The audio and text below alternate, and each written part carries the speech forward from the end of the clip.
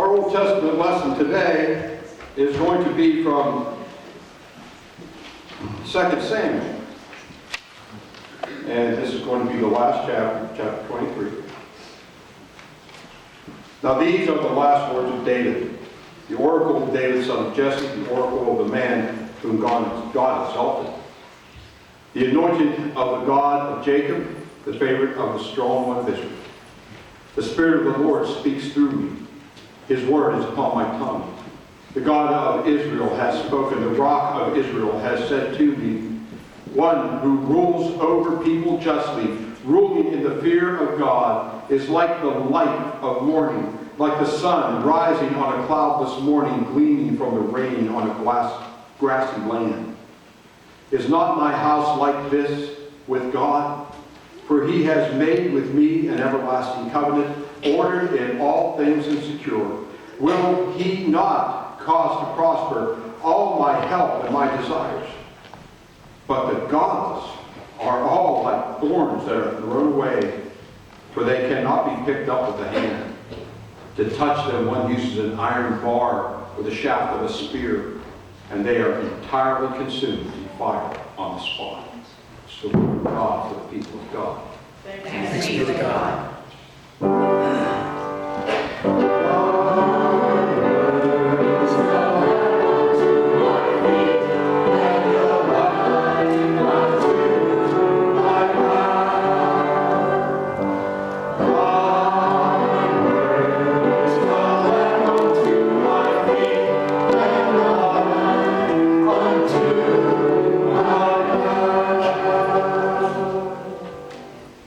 So this weekend, we always recognize our veterans, Veterans Day. So this day, I'd like to, anybody who's a veteran, could you please stand up, please?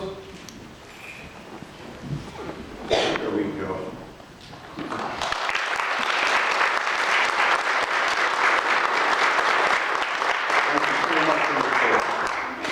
Thank you so much for your service.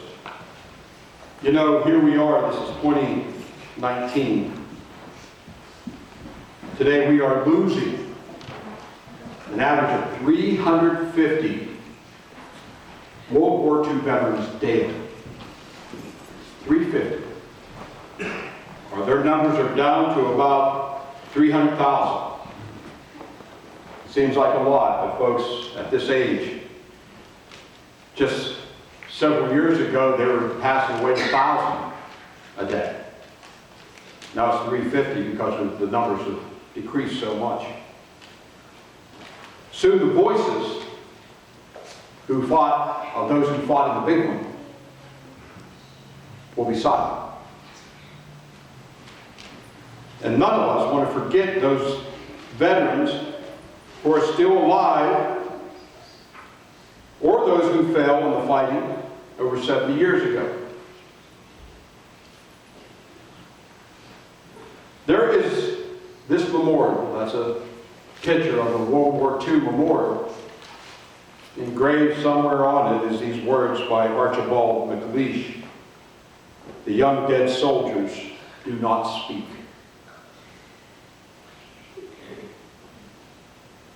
Folks, getting that memorial built was a hardship. It was an absolute hardship. And it shouldn't have been.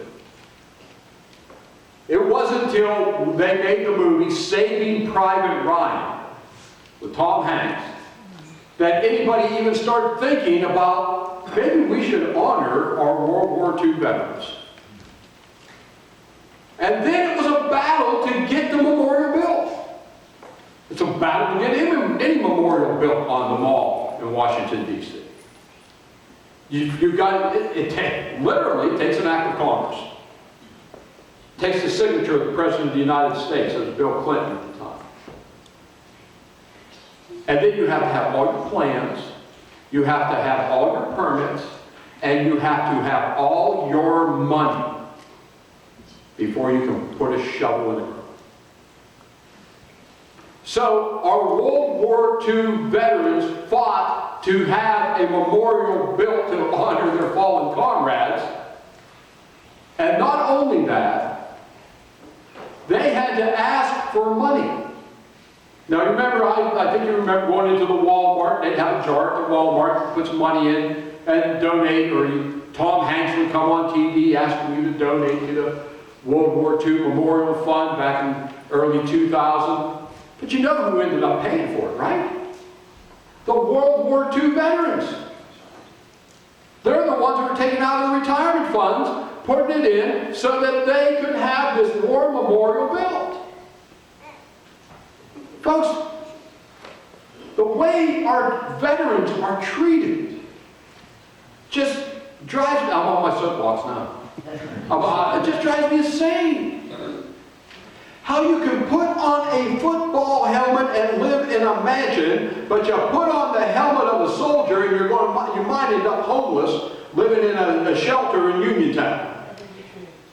What's the deal here? Why do they have to fight for health care?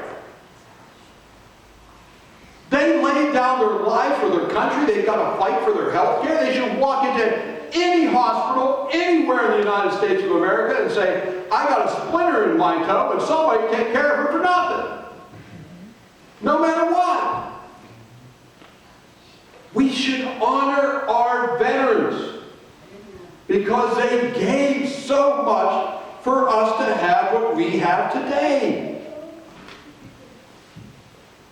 Not only did they have to fight to get this built, they had to fight among themselves. The architects and the military going, well, we should do it this way. And they fought month after month. It got to the point one person came out of one of the meetings and says, how the hell did we ever win World War II?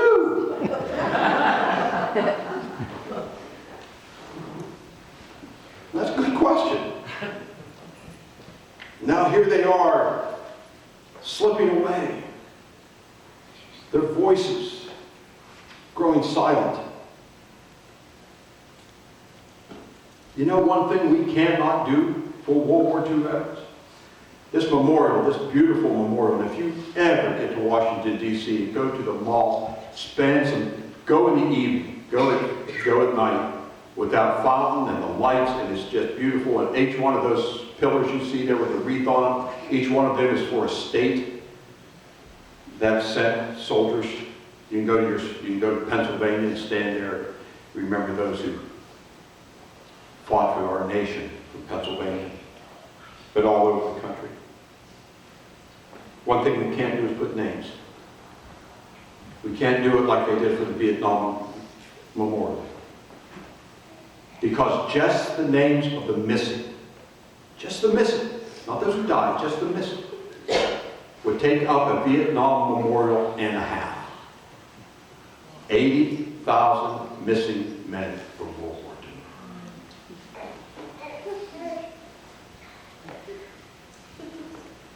What is a monument?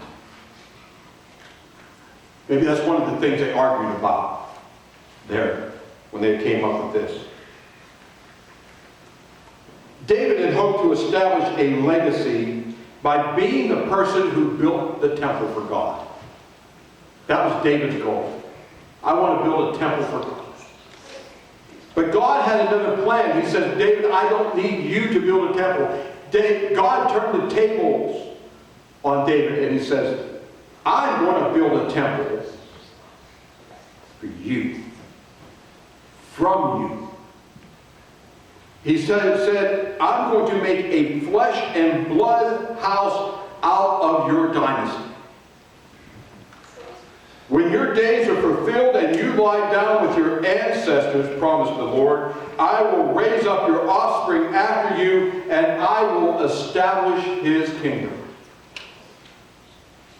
So when David dies in Samuel 23rd chapter 2 Samuel, he saw himself as the one whom the Spirit of the Lord was speaking, and as one who ruled over people justly.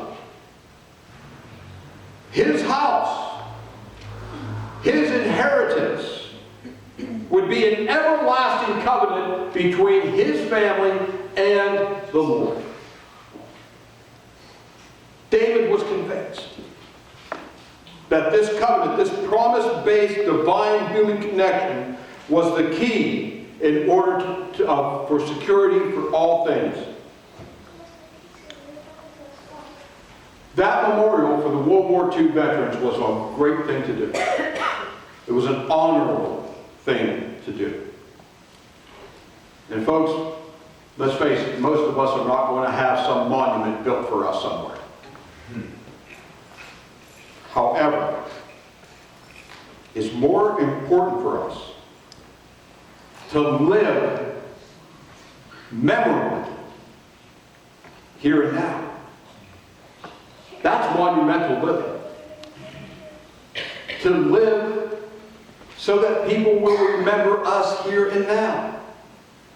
The New Testament says it's holy living, righteous living, godly living, Christ-like living. Living monumentally is as important for us as it was for David. David lived his life as a model for his children. So that one day, one of the sons of your body will be set on your throne, and if your son keeps my covenant and my decrees, I shall teach him, and their sons also, and they will sit on your throne. Monumental living is a kind of living that enables us to remember how to live, to pass that on. Because, folks, if we fail to remember the mistakes of our past, we are doomed to repeat them in the future. Think of what happened in the first and middle part of the 20th century. What was going on in Europe? Could possibly these things happen again? They can if we forget. They can if we forget.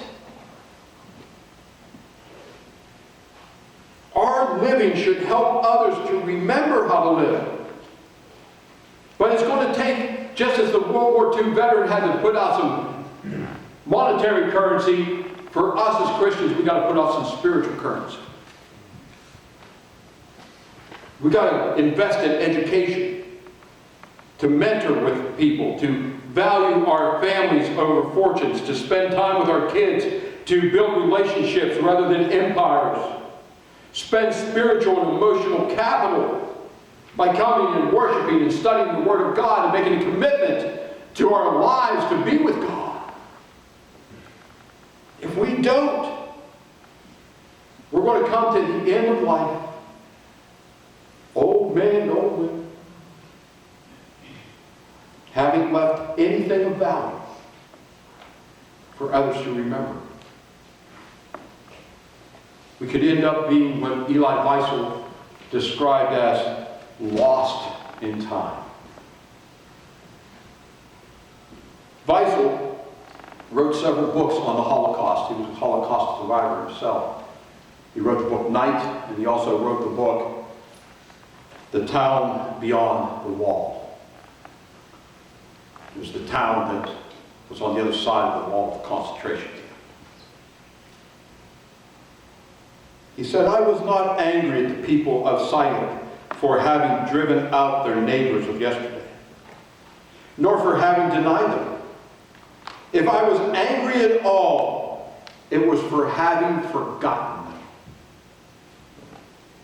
So quickly, so completely.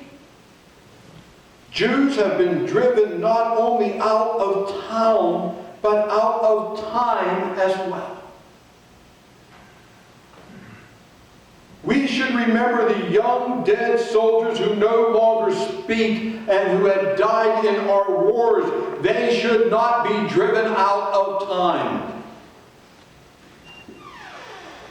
But we might also give thought to the monument that we are building and the materials that we are building today, because failure to do so is going to result in a lost-in-time monument. Paul tells us how to do it. He tells us in Romans, I appeal to you, therefore, brothers and sisters, present your bodies as living sacrifices, holy and acceptable to God, which is your spiritual worship. Do not be conformed to this world, but be transformed by the renewing of your minds, so that you may discern what is the will of God, what is good and acceptable and perfect. We may die 1,000 deaths trying to live like this. We may have to invest in self-denial. It may mean spending a lot of our spiritual capital in trying to grow in our relationship with God. The Archibald MacLeish poem says, "We leave you our deaths.